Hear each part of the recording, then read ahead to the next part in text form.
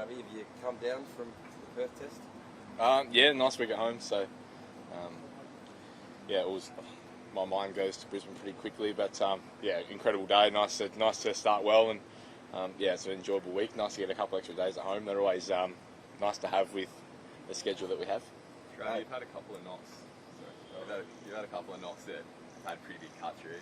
World Cup final, World Test Championship. What's the last 7 days been like? You're getting people coming up to you, walking down the street, saying I haven't done too much, so unless they've been at the playground, then they haven't seen me too much. So, yeah, it's been busy. It's been nice to just be away from it for a week, and I think the madness starts again, getting to Brisbane now, and we're fully back into it, and it feels a little bit like going to Perth. It's just want to start now, so I want to get to Thursday, want to get going. So, again, start the process again, and crack back in, and just try and be playing, and keep away from all the other stuff.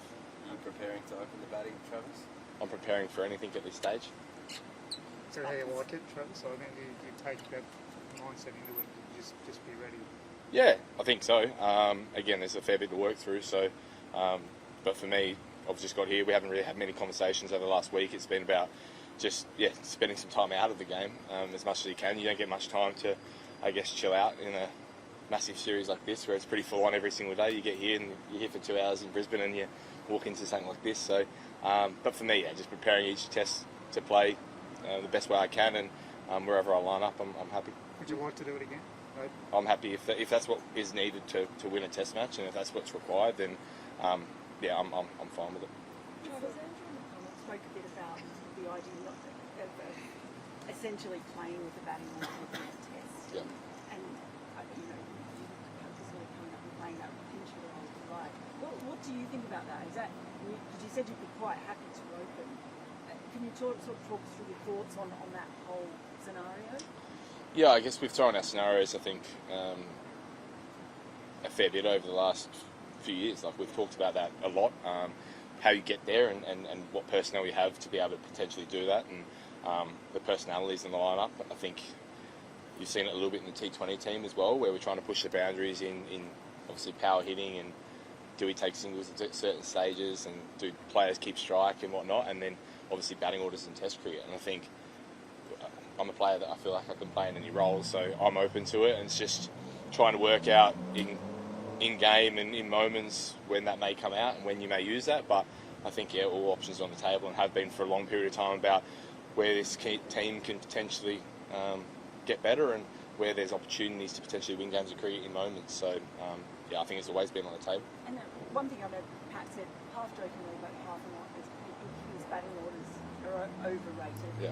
And then there's been this search for an opener, and the argument about specialist openers. What are your thoughts on openers, and if you need to be specialists? I agree with Pat. I think you could use this order and these players in a range of different ways, and whatever way that is to win games of cricket. I know we've seen it in red ball, but particularly probably pink ball as well, on non-traditional stuff with double night watchmen, and how you use orders and how you use players in certain situations. So yeah, I agree with Pat that I think they're slightly overrated, and but the traditionalists will say that that's how it's got to be, and that's I guess where the game's going to, and it's when do you use that, and when's the right time, and when's it acceptable, and when we're going to have good moments of it, and we're going to have bad moments of it. So, but yeah, it's ever evolving, and see where we get to.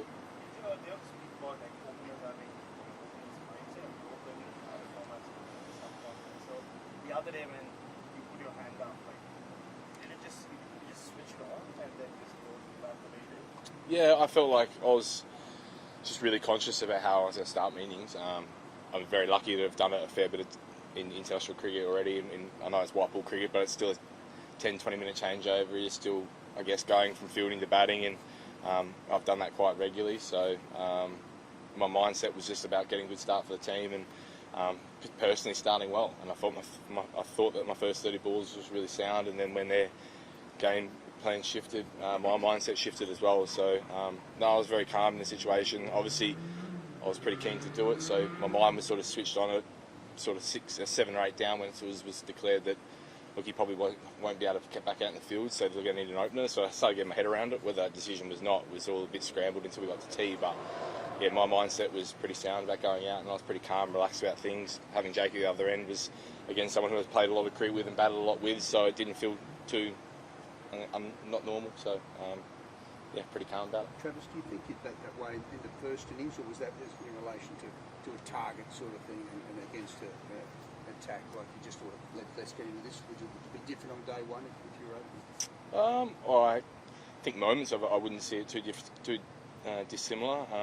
It's all about risk evaluation and where you may lose your wicket or percentages in your favour. I've always tried to work in percentages in my favour. So, look, it's hard to think and look back, and you're hard to put yourself. It's all hypotheticals looking back in those situations. But like, I was really pleased with my first 30, 40 balls, and then we've seen the bouncer plan. So I think my mind would have been on a positive mindset in the first innings to score runs, and where that got us. I don't think I would have imagined at that time even getting to the stage that we did in the game. There was no doubt a little bit of scoreboard stuff once I probably got to 70 or 80 that I thought it's time to put the foot right down and maybe take a little bit more risk. But I felt the way I went through my gears and went through the innings that it's a great blueprint for me moving forward in terms of ball pitched up and then the short pitch plan. Travis, apart from one being the home test, what's different about a big ball test here versus one at Adelaide? Is it just that you play more than in Adelaide? Played a lot more in Adelaide. I think the wicket's slightly different as well. I haven't seen it just yet, so hard to comment. But yeah, probably just a slightly different wicket. I think the balls probably react a little bit differently on the wicket here compared to Adelaide. So, but again, we've played a couple here, and it's been a good venue for it. And yeah, look forward to the week. Travis, Australia sort of embraced pink ball cricket more than any other country. We spoke to Joe Root earlier on, and he said he wasn't sure the Ashes needs a pink ball test. What do you think? Well, Adelaide's pretty good. If you've been down there, I think he's going to be. I think we've sold out 4 days here, so. Maybe sold that anyway, wouldn't it? Whether it was playing with the red ball or not. Yeah, it would be, but obviously we've embraced it. We've been able to put out a good product. We've been able to play really, really well with it. And pink ball, white ball, red ball. I won't use the next word. Who really cares? Yeah, it doesn't need it, does it not? It's a great spectacle. We're going to have huge crowds again. Yeah, look forward to the week. And look, if you win, you think it's great, and if you lose, maybe not. So I don't know. Both teams might have differing opinions by the end of it if you get it, but I think it's great. I think it's great for the game. I think it's new. It brings. We talked about T20 and you see T10 and you see all these different formats. It's true. It still works the same way. It's still 5 days. It's just with a slightly different coloured ball, and it brings a different atmosphere. So yeah, and if you do get down to Adelaide, get there because it's a bloody good week. And Travis, spoken about Lisbon, is there any indication how his back is? Haven't seen him yet, so and we haven't. No one's been doing much talk over the last week. Everyone's been chilling out in their home ports. So I'm not sure if he's training today, but I'm sure he'll be down here. With everyone's probably pretty keen to see each other. So see how the next few days plays out. Travis, just on the ball, you sit back there with Mo. Do you think that pink ball played more severely? I'm not sure. I think moments of. I think it has a bit of both in it, probably in certain stages.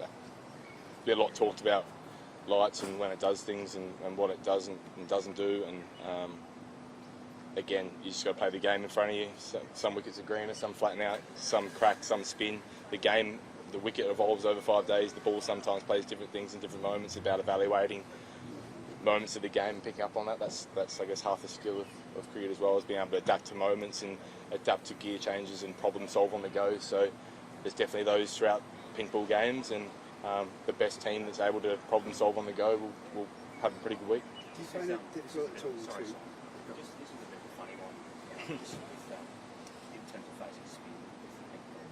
I know that he picked one the third one. Do you find it difficult seeing the same? Not over the years, not too bad. Different for different bowlers. I think even with red ball, sometimes it's and white ball under lights to daytime for some guys is difficult. So I think with all 3 balls, I think there's moments that you think you take maybe more time than others, and some guys a bit easier than others. And the same as the fast bowlers. Some guys are harder to see with certain colour balls. So I can't 100% answer that one from personal. What about this venue, Travis? Like 4 years ago, you've just got that wonderful 100, and it sort of really kick-started your career. When you look back at it, how big a turning point was that? What did that do for you? And you're coming back here to the scene of that great memory? Yeah, I guess it's a venue with mixed memories. I love coming for Test cricket and international cricket, not so much Shield cricket. It's pretty tough.